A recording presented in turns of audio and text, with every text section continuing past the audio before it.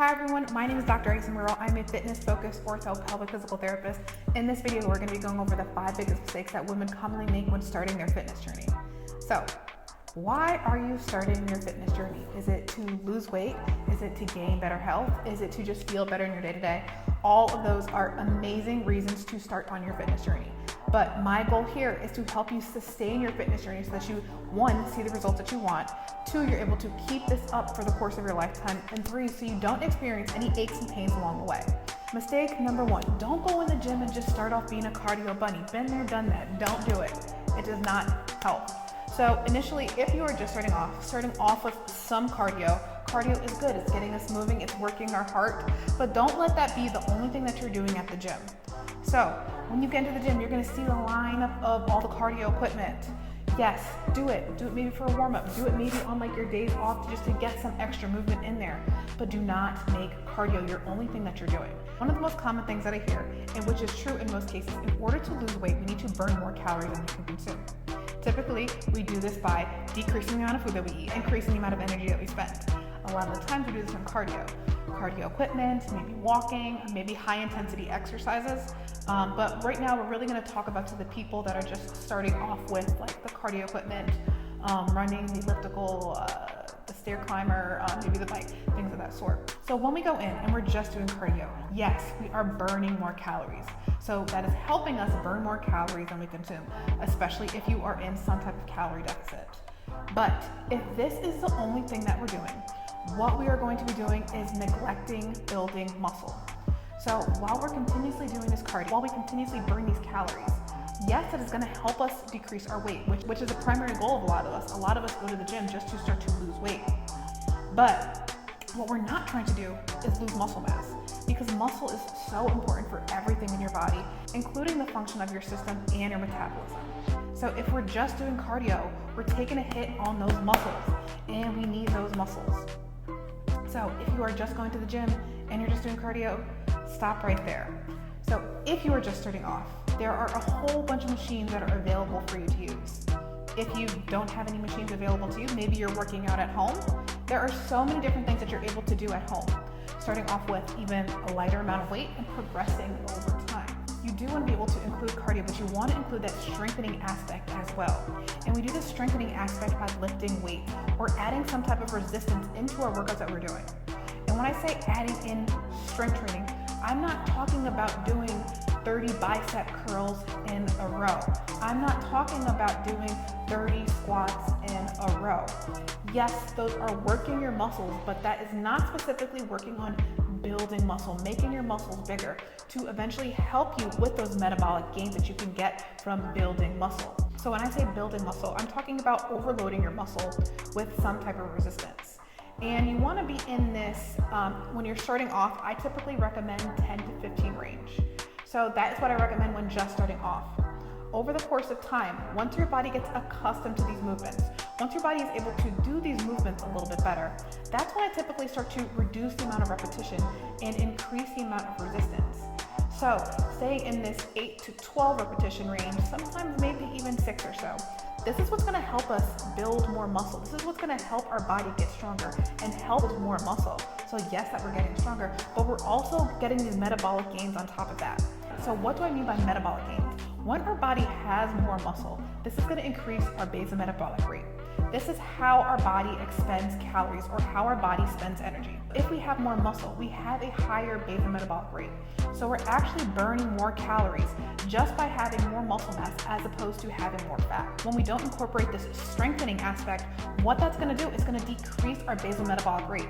So our body isn't burning calories, burning energy as efficiently. For example, if you were to eat the same amount, but you had more muscle mass over here and less muscle mass over here, your body's gonna burn these calories more efficiently with more muscle mass as opposed to over here with less muscle mass.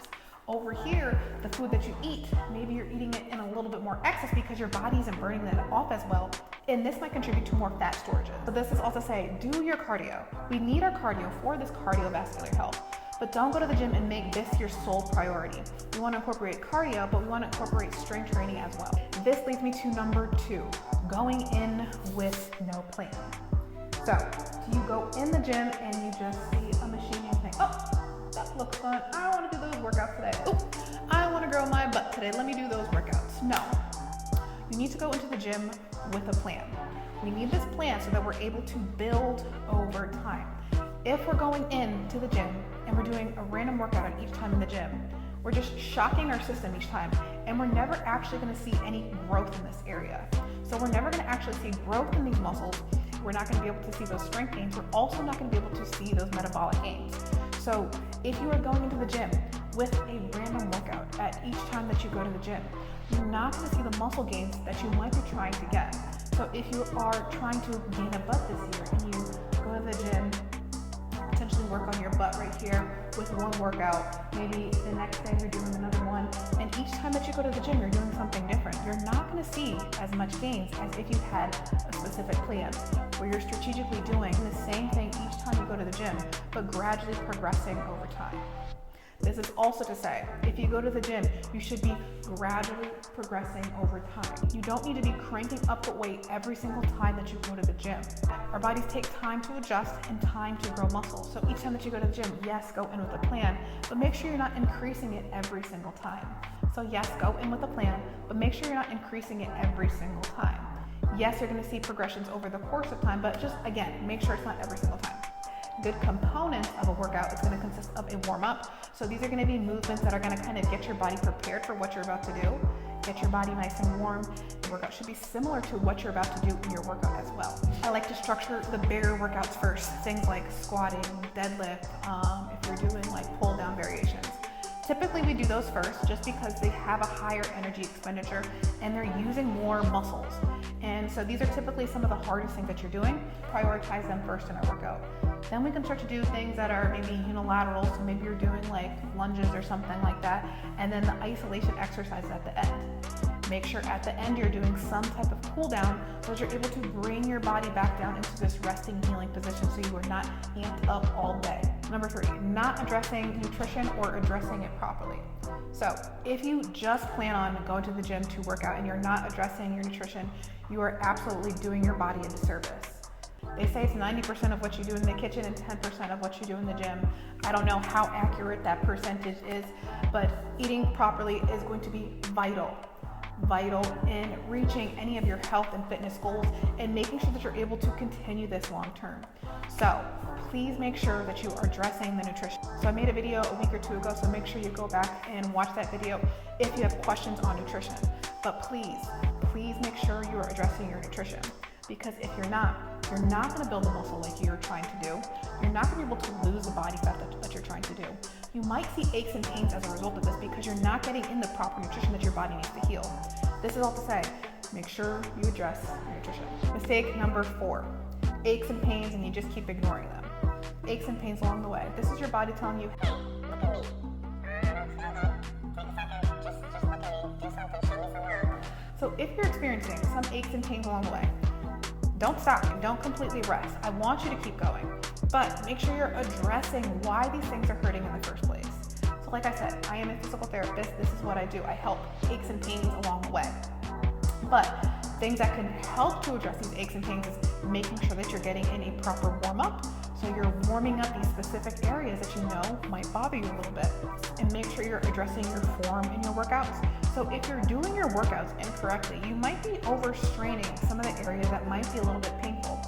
Common areas that I see, shoulder pain, so like a lot of upper trap tightness, shoulder pain like in the front, lots of back pain, lots of knee pain, and commonly I also find a lot of pelvic floor dysfunction as well. If you're experiencing aches and pains in any of these areas, make sure you're incorporating a warm-up that targets that specific area and targets your body similar into the movements that you're about to do. Make sure you're addressing your form. If you're not doing your workouts correctly, you could be overstraining some of the areas that are a little bit more painful. So what goes with this is adding in specific exercises to target that area a little bit more. Again, this is what I do. I give you highly specific exercises to target that area so that it doesn't hurt and you're able to incorporate this into your workout so that you don't have to stop. And then again, make sure you're incorporating a cool down. If we don't do a cool down, we skip our cool downs. I know a lot of us skip our cool downs and we go right into what we're doing after the gym. We go straight to work, taking care of kids, all these other tasks that we're doing throughout the day. If we do that, our nervous system is staying on 10 all day long. If our nervous system our autonomic nervous system is on 10 all day long. This is going to contribute to more tightness in our body. This tightness in our body is going to limit the function of how all these different areas are working and contributing to pain. So, after your workout, cool down. It could be stretching, could be some breath work, it could be stretching with breath work, it could be some gentle core work, it could be walking. Just make sure after you do your work, if you're doing something to bring yourself down. And number 5, last but not least, not addressing this recovery aspect. And I find this is particularly huge, especially if you're dealing with any potential health issues, if you're dealing with any aches and pains, you have a lot of stress in your life, you're a mom, anything that I just said is you particularly want to make sure that you're including things that address your recovery. And by recovery, all I mean is letting your body be able to heal. So things that you could do, sleep. I know, this is redundant. They keep telling you to sleep. I don't know why they keep telling you to sleep. This is because this is where your body heals. We should be aiming for 7 to 9 hours of sleep per night. So if you are sacrificing your workouts 5 days a week and you're only getting 5 hours of sleep per night to get to your workouts, there might be some days or so that you might want to say, okay, I don't necessarily need to work out those days. Maybe if you're working out 5 days a week, maybe it only needs to be 3. And those other 2 days that you're not working out, you could prioritize sleep a little bit more. Because if you are running off of 5-6 hours of sleep continuously, you are going to see a drop down in your results. And this is going to make it harder for you to continue. 1, because you're feeling burnt out. 2, this might cause potential health issues. And 3, this is going to contribute to all of these different aches and pains. And it's also going to cause you to not feel like yourself throughout the day. So if this is you, if you're significantly getting reduced amount of sleep, prioritize sleep in any way that you can. And I understand it may not look perfect, especially for us moms out there, or especially for those of us that have to work a lot. Do what you can to prioritize your sleep. We already said that cool downs are a great way to incorporate a little bit more recovery. So one of my biggest things is breathing. So I talk a lot about breath work because this is what allows us to tap into that parasympathetic nervous system. So you might hear me talk about the nervous system a lot. Parasympathetic, sympathetic. A lot of us become a little bit more sympathetically driven, a little bit more biased towards being in this fight or flight mode, and we neglect this rest and digest mode. I talk about having more of a cool down. I talk about this in terms of breath work to help our body get into this parasympathetic or resting state. So simple breathing exercises, focusing on breathing in through your nose, getting this 360 expansion so everywhere gets bigger. This is diaphragmatic breathing, and then getting this slow, full exhale. Doing this after your workouts is significantly going to help you tap into that parasympathetic nervous system to help calm your body down and help with your recovery and stress management. So, most of us are overstressed. If you're overstressed, this is going to limit your overall recovery and ability to heal. So we're doing all of these different workouts and we're trying to gain some muscle mass as a result of this, which is going to help to increase our basal metabolic rate, which is going to, again, help us reach our health and fitness goals. But if we are constantly overstressed, we just talked about it, this sympathetic versus parasympathetic. If we are constantly stressed, whether it's from work, kids, school, various things going on, or maybe all of those things going on, this is going to limit our body's ability to recover. And we're doing all these things that cause some degree of breakdown. And if we're constantly in this sympathetic or fight or flight state, we're never going to get a chance to be in this recovery mode so that we can build back up to be able to heal. What this means is manage and reduce stress as much as possible. And obviously you can't get rid of all stressors in your life, and you shouldn't get rid of all of your stressors in your life. But if it's in excess, there are some things that you might want to be taking off of your plate. Maybe there's some tasks that you could say no to. Maybe there's some better boundaries that you could set. Maybe there's additional tasks that you're able to take off your plate, or maybe even ask for help from somebody else. So I said all of this information so that you are able to continuously keep up with your fitness journey so that you don't have to keep falling off. So this is what I tell all of my clients in my holistic fitness coaching program, but a little bit differently depending on the person because everybody is struggling with something a little bit different. So you might be struggling with, I've never strength trained before. How do I do it? That's exactly what I do. I teach you how to strength train. Some of you might be struggling with, what do I eat? And yes, definitely go back to the video that I posted a week or a couple weeks ago. That's going to help you get started. But there's other nuances that might help you out a little bit more. Some of us are struggling with programming. There's a lot of different programs out there. Some of them good, some of them not so good. But you might not be choosing a program that's right for you. Or you might just be going to the gym and doing something random each time that you go. So If you are just choosing something random each time you go, I would say follow some type of program. Doesn't have to be mine, even though mine's quite good. Follow some type of program just so that you have some structure and you're able to build over time.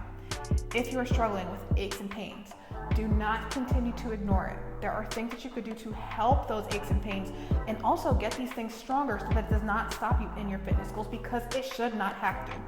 If you're struggling with neck pain, shoulder pain, back pain, hip pain, or pelvic floor dysfunction, make sure you are reaching out or doing some things that address these symptoms. And if you're doing something on your own and you notice that it does not get better, this is your time to reach out for help, because we need to address these things so they don't have to stop you over time. Recovery. Please do not neglect the recovery. I feel like so many people neglect this part. I think out of everything, this is the thing that gets neglected most, because we just see it as you're really not doing much. But doing nothing is actually essential for your body. This is where I typically incorporate a lot of breath work. And when I say breath work, I'm not just talking about just regular breathing. I'm talking about incorporating this diaphragm, incorporating this pelvic core, this deep core, because this is the foundation of how we move. And this is a big part of our nervous system. In this nervous system, this is what controls it all. This is so important in how we live life. This is so important in how we show up in our day-to-day. This is so important in all these health conditions that we experience, potentially can experience in the future, and we have the chance to reduce right now. If you are interested in my 7-day challenge, kind of goes over all the stuff that I talked about today. It gives you a plan of what you are able to do for 7 days. Recipes on there, there's warm-ups, there's cool down, there's structure. There's so much in there just for this 7-day challenge. And if you are interested in working with me one-on-one, if you have some aches and pains or pelvic core issues that you need to have addressed, I will put my website down below. And if you guys have any questions, I love to hear what you guys want to hear about, what you want to hear me talk about, any feedback on this video, and I'll see you next time. Bye.